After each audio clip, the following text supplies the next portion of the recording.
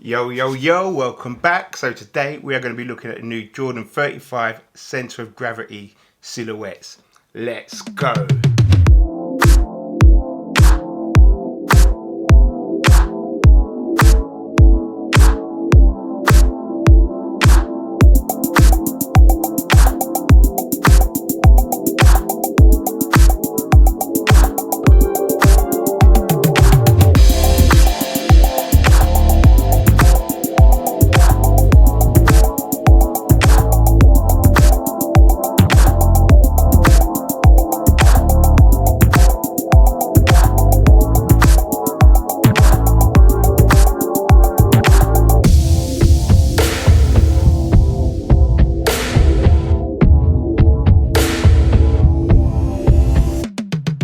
The 35 years of game-changing innovation that's guided the history of Jordan brand footwear includes taking the most valuable performance features on the court and making them even better for the world's best players.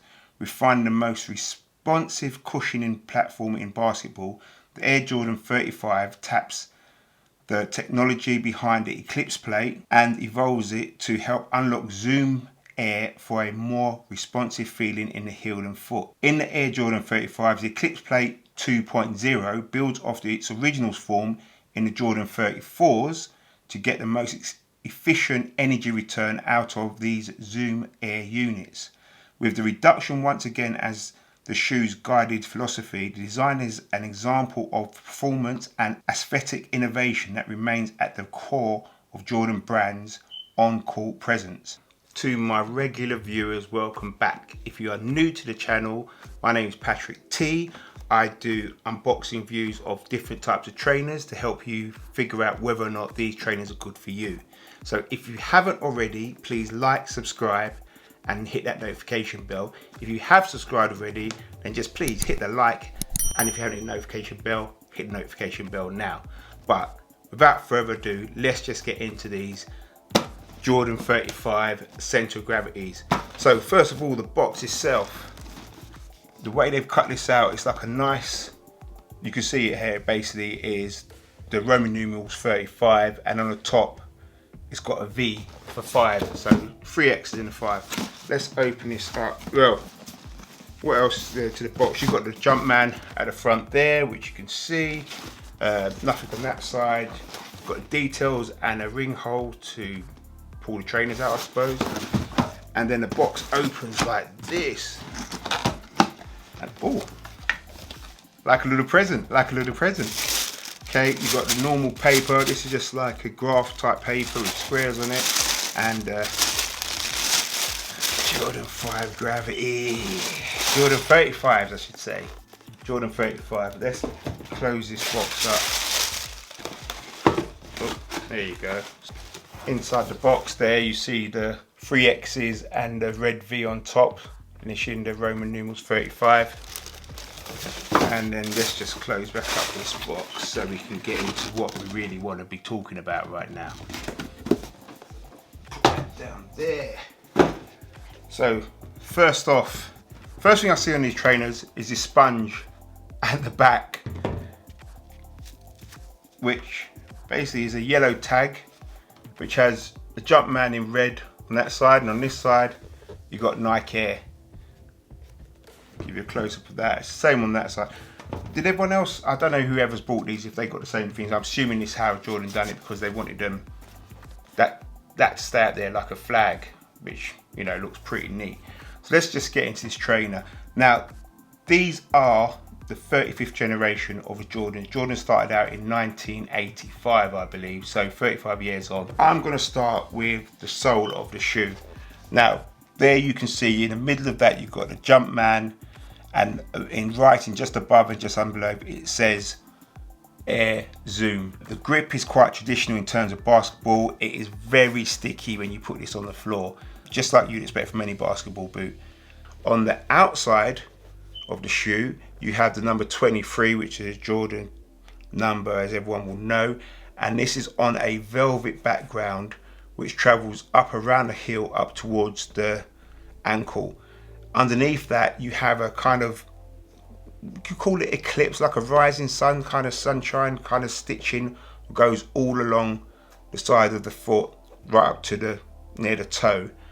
Underneath that is the Eclipse plate, which is in a metallically blue kind of colour, fading into the orange underneath.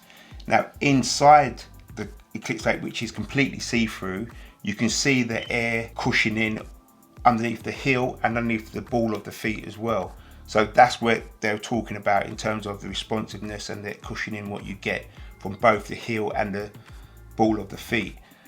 If we travel along the shoe now towards the front, the midsole is black as it is at the heel there, with some grooves in it to give it a kind of textured feel. Again, you've got the suede leather which runs down from the top of the shoe down to the toe itself. And on the top of the toe, you have a web type material. Now, this looks a bit like the Jordan 4 webbing, but not as pronounced as where you find in Jordan 4s. It's thinner rubber mesh on top of a black material. That same ethos or same pattern travels on up onto the tongue, which is a blue color. And again, the same kind of webbing and Jordan 4-esque type webbing on the tongue. And when you get to the top of the tongue, which is separated by yellow stitching, you'll see on the tongue you've got the Jumpman in a kind of metallic type color, which is different from most shoes. You actually have the pull on the tongue itself rather than on the heel, which you usually get to slip your foot in here.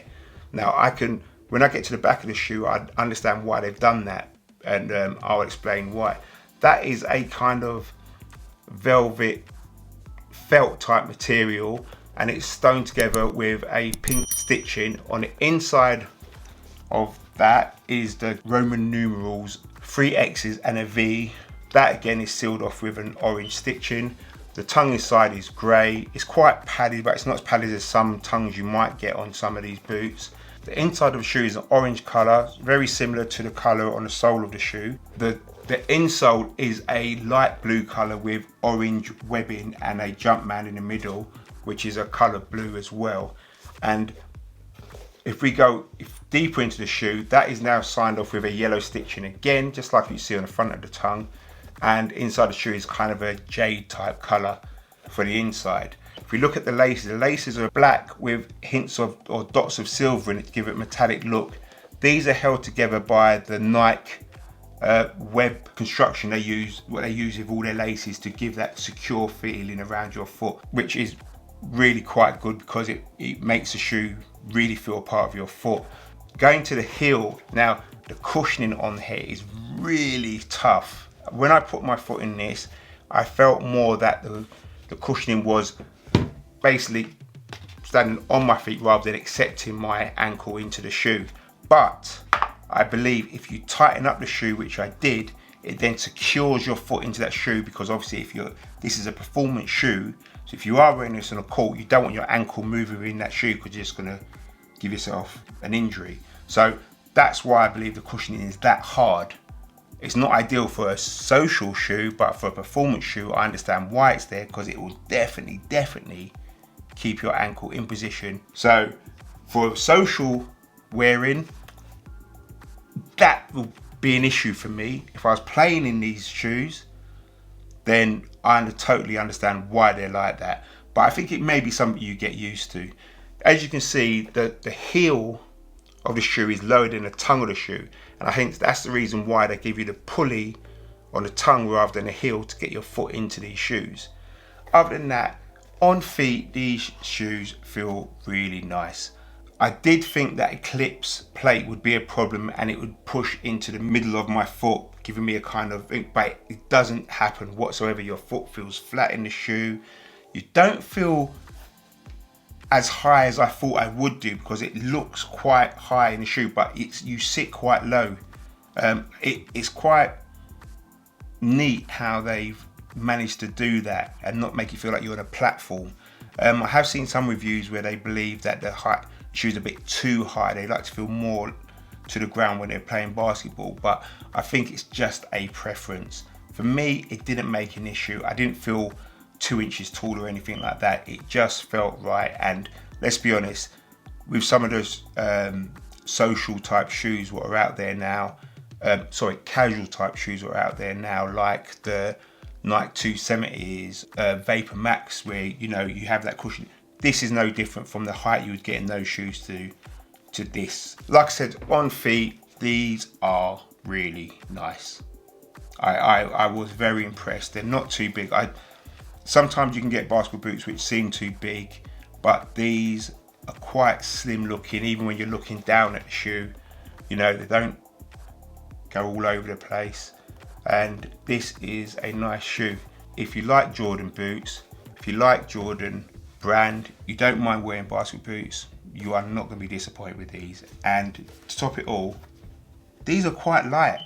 These are really quite light. I was quite surprised how light they are. But yeah, nice shoe. I would recommend. It's a cop.